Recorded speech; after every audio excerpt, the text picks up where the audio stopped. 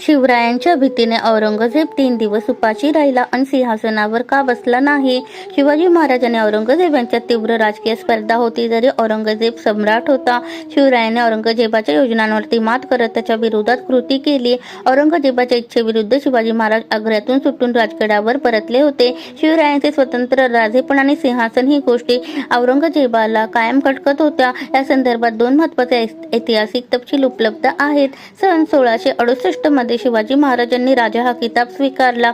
औरंगजेबाने शहजादा मुअज्जमच्या सल्ल्याने शिवरायांच्या राजेपणाला औपचारिक मान्यता दिली. मात्र ही मान्यता औरंगजेबाने एका राजकीय डावपेचाचा भाग म्हणून दिली होती. जेव्हा शिवरायांनी राज्याभिषेक केला तेव्हा ही बातमी ऐकून औरंगजेब सिंहासनावरून उठून अंतपुरात गेला. त्याने आपल्या सिंहासनाच्या अस्ताचा विचार बोलून दाखवला होता.